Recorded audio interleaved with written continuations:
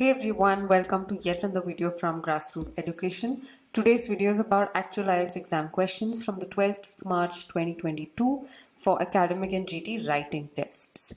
So I hope you're following my channel and you've looked at the other questions that were released in February and the earlier dates in March.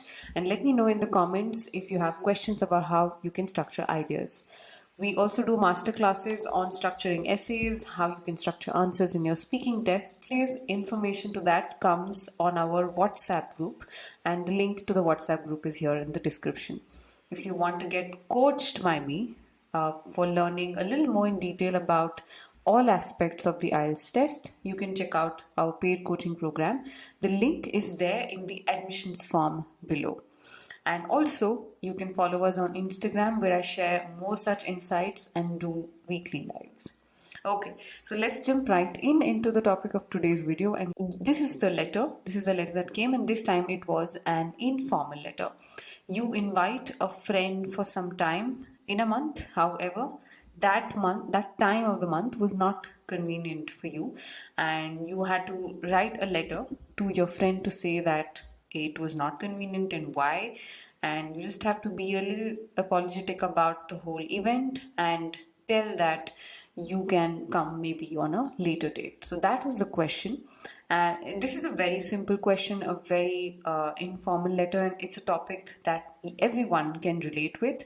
So you just have to make sure that the language also conveys the same. You need to indicate some reason, a specific reason. Could be a work trip, could be a work deadline, could be that your family is visiting, could be that you're going to a function, whatever. You have to mention that you called this person home but something came up urgently. And remember that the friend also may know your family, friend also may know about your work. So it's not necessary to indicate details about what you do and who your family members are. You can come right to the point as to why they're visiting, and why this work deadline is important to you. Okay, and while you say that you're sorry about this change of plans, you should indicate that this was not planned and obviously this was not intentional, and you will make sure that the next time you plan something, you are keeping all these things in mind. The third point here is suggest another date to the friend, and this also, while the answer may seem very simple, you just have to suggest another date. You can include some details about what you want to do on this particular day and how you'll be free, etc. And also obviously ask the friend if they are okay with this particular. It's important that you indicate what their response is. So tell that you need a response to this, but obviously be informal and also not too rude. So this time as well, we had a bar graph showing interest level of people for different sporting activities in 3 different years, 95, 2000 and 2005. And there were 6 sporting activities that included walking, swimming, rugby, snooker, tennis and golf. And you had to identify how all of these activities had similarities and which ones had major differences. And if there were some common interests across the years, include that in the overview paragraph. Now, your body paragraphs will not be split based on years, will not be split based on the order that the bar graph followed.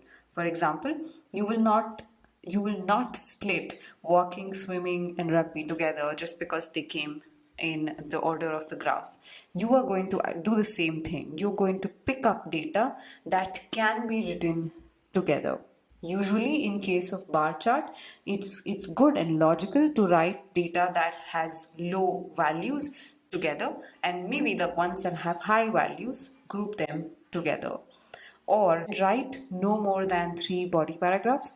It's good if you write any number of 2 or 3 paragraphs. If you split them logically, your score is still going to be high.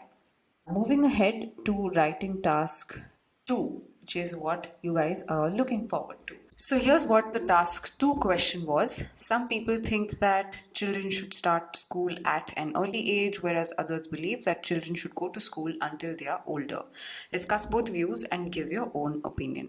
Now, before I talk about structuring the paragraphs, you obviously have a clear-cut idea about which view is your opinion, right? So you might want to believe in this or in this.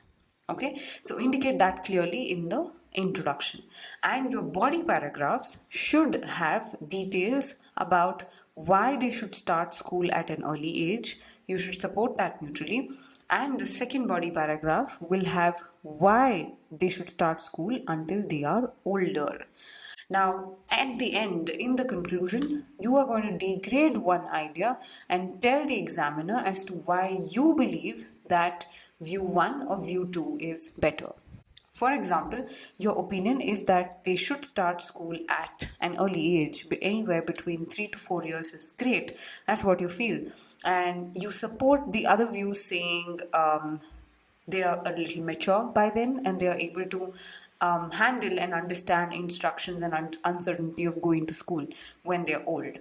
Now, let's say if that's your supporting view, you will degrade that and say it's good that they'll become mature and it's good that they'll become a little less lonely as they grow older, but it is also important that their formative years do not go waste, and that there's a high chance that that will happen if people let children stay at home.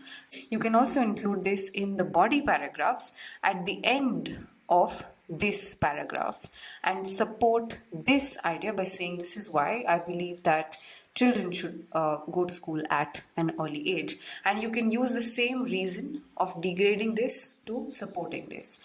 And remember, if you're including examples, it's good to use specific skills as examples than just generally saying career path, skills, formative years, such general words. This is how you structure your ideas.